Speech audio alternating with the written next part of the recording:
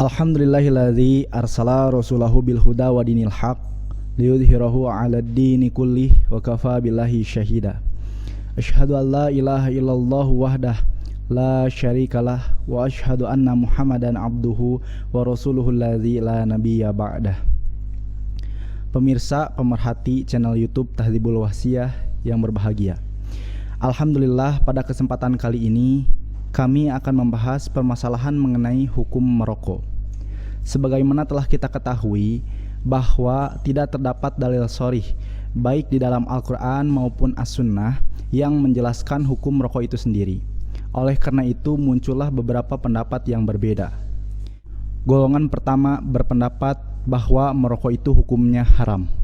Golongan kedua berpendapat bahwa merokok itu hukumnya makruh. Dan golongan yang ketiga berpendapat bahwa merokok itu hukumnya mubah. Akan tetapi sebelum kita membahas tuntas apa yang menjadi dasar mereka berpendapat demikian, alangkah baiknya kita mengetahui terlebih dahulu pengaruh rokok terhadap kesehatan.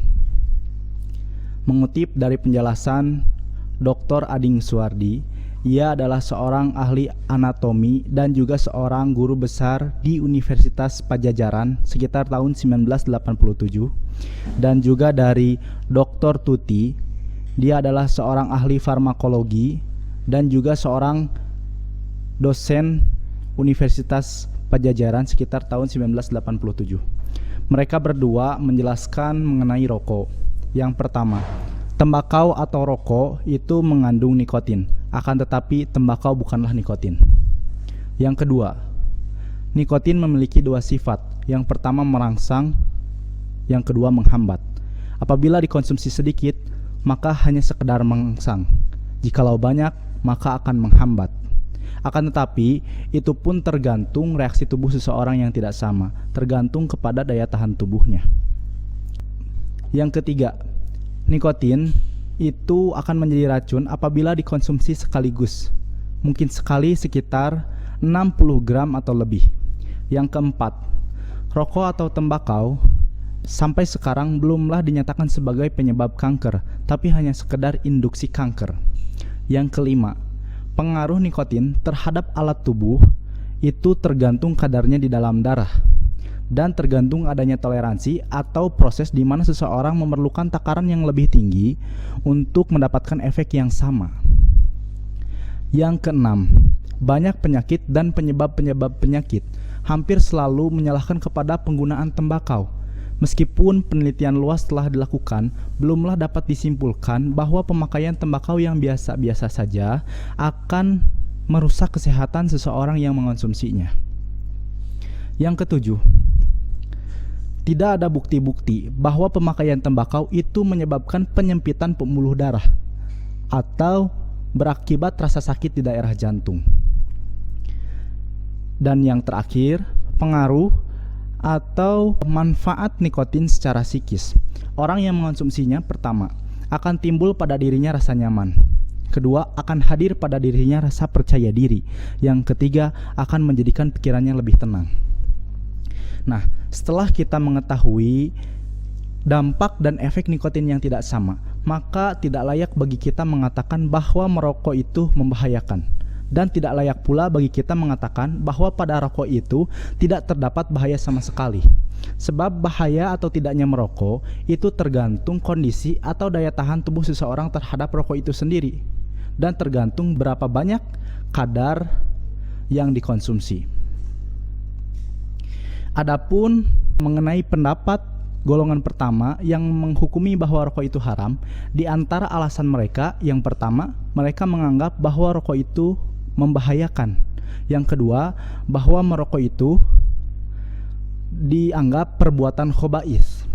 Jika demikian, alasan pengharaman mereka itu tidak dapat diterima. Sebab alasan pertama mereka menganggap bahwa merokok itu membahayakan itu terlalu nisbi.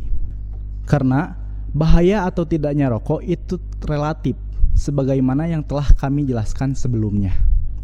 Jika dianalogikan, rokok itu sama halnya seperti kendaraan. Ketika kita menaiki kendaraan, mungkin saja kita mendapat manfaat dari berkendara itu sendiri. tapi tidak menutup kemungkinan kita bisa saja celaka, bahkan akan merenggut nyawa kita karena celaka dalam berkendara. Tapi apakah berkendara itu dinyatakan berbahaya, ataukah kendaraan itu sendiri dinyatakan haram? Tentu tidak. Karena apa? Yang pertama, menaiki kendaraan itu adalah urusan duniawi yang diperbolehkan. Yang kedua, bahwa celaka atau tidaknya dalam berkendara itu tergantung kesiapan dan kedisiplinan seseorang dalam mematuhi aturan-aturan keselamatan yang telah ditentukan. Begitu juga rokok. Pada rokok, di sisi lain, rokok memberikan manfaat kepada orang yang mengonsumsinya, dan di sisi lain pula, rokok dapat memberikan madorot kepada orang yang mengonsumsinya. Jadi masih ada dua kemungkinan. Oleh karena itu, tidak boleh kita nyatakan secara pasti bahwa rokok itu bahaya, dan tidak boleh kita nyatakan secara mutlak bahwa rokok itu hukumnya haram. Sebab dalam menetapkan hukum itu tidak boleh melahirkan beberapa kemungkinan. Harus ditetapkan secara pasti. Nah, berbeda halnya dan berbeda hukumnya bila seseorang telah divonis secara pasti jika dengan mengkonsumsi rokok itu akan membahayakannya, maka pada saat itu rokok hukumnya haram bagi orang tersebut. Adapun alasan kedua mereka, yaitu menganggap bahwa merokok itu adalah perbuatan khaba'ith dengan dalil firman Allah Ta'ala, a'udzubillahi minasyaitonirrajim, wa yuhillu lahumut thayyibati wa yuharrimu alaihimul khaba'ith, yang artinya Allah menghalalkan bagi mereka apa-apa yang dipandang baik dan mengharamkan bagi mereka apa-apa yang dipandang jelek. Quran Surat Al-A'raf ayat 157. Sebelumnya harus kita ketahui maksud dan tujuan ayat ini diturunkan. Bisa dilihat dalam Tafsir Al-Marogi Juz 9 halaman 83. Maksud dari ayat tersebut adalah bahwa Allah mengharamkan bagi manusia apa-apa yang dipandang jijik oleh nafsu, seperti darah, bangkai, dan harta yang didapatkan secara batil, seperti riswah, gosab, riba, dan khianat. Jadi, kedua alasan pengharaman mereka itu tidak bisa dijadikan hujjah karena tidak kena kepada pengharaman rokok. Adapun pendapat golongan kedua yang menghukumi bahwa merokok itu makruh, mereka mengkiaskan rokok kepada bawang, yang mana bawang itu dimakruhkan oleh Nabi Shallallahu Alaihi Wasallam. Jika demikian, maka kita harus mengetahui maksud dari sabda Nabi tersebut.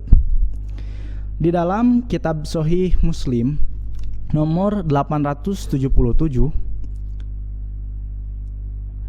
Abu Sa'id Al-Khudri berkata, kami belumlah berperang sehingga Khaybar telah ditaklukkan.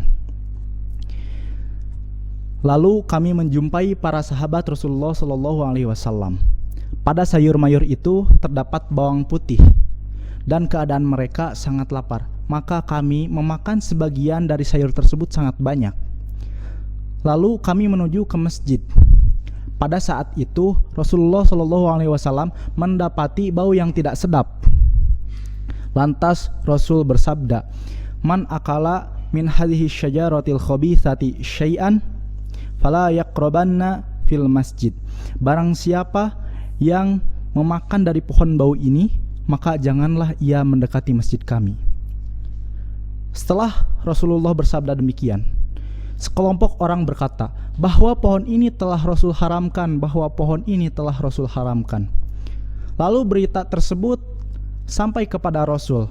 Lantas Rasul bersabda lagi, "Ayyuhan nas, innahu laisa bi tahrimu ma ahalallahu li, walakinnaha syajaratun akrahu rihaha." Wahai sekalian manusia, sesungguhnya tidak layak bagiku mengharamkan apa yang Allah halalkan untukku.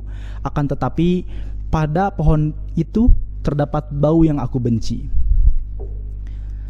Dan pada riwayat yang lain diriwayatkan oleh Imam Al-Bukhari pada nomor hadis 809, Rasulullah bersabda, Man akala min hadhihi syajarah fala yaqrabna aw la yusalliyanna ma'ana.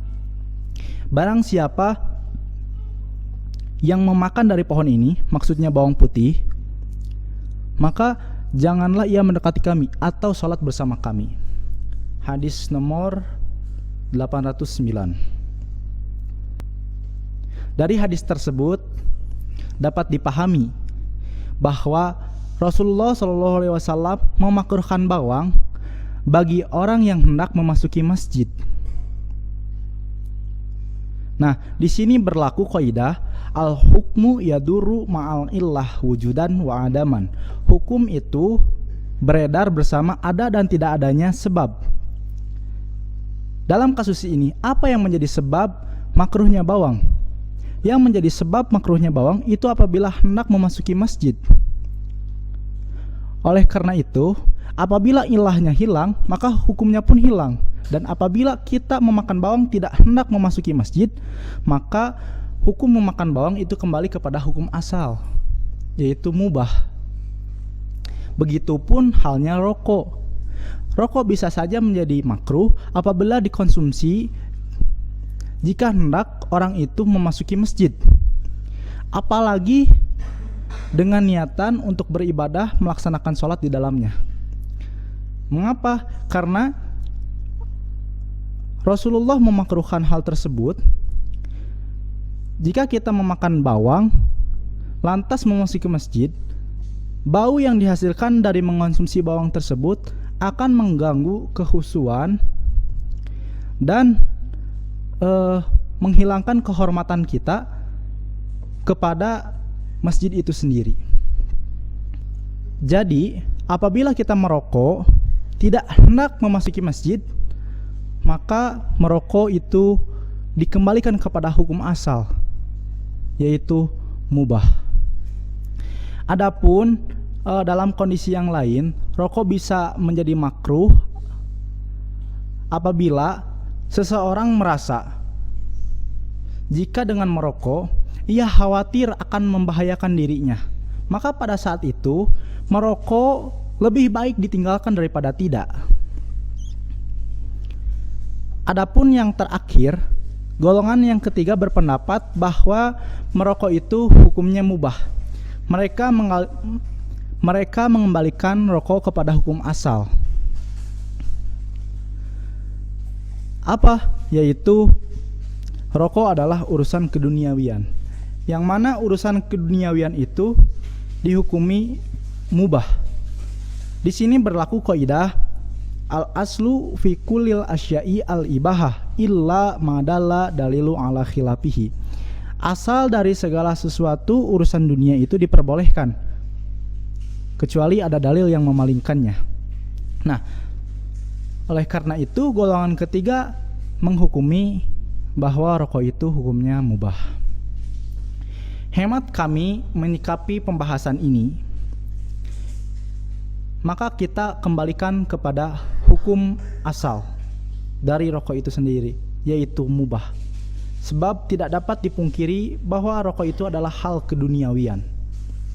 Akan tetapi pada kondisi yang lain, rokok bisa menjadi makruh apabila dikonsumsi hendak memasuki masjid dan apabila dalam kondisi yang memang lebih baik ditinggalkan daripada tidak.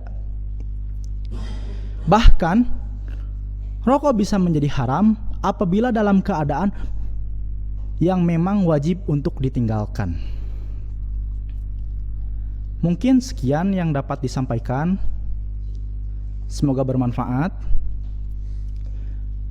Harus kita ketahui bahwa pembahasan ini semata-mata hanya ingin mencari kepastian hukum dengan menempatkan dalil-dalil secara objektif. Dan harus diketahui pula, saya sendiri orang yang menyampaikan materi ini adalah seorang yang tidak merokok. Sekian, dan bagi pemirsa, apabila dirasa video ini bermanfaat, alangkah baiknya di like, share, dan subscribe. Akhirul kalam, Rabbana atina fid dunya hasanah wa fil akhirati hasanah wa qina adzabannar. Aqulu qouli hadza wa astaghfirullaha li wa lakum. Wassalamualaikum warahmatullahi wabarakatuh.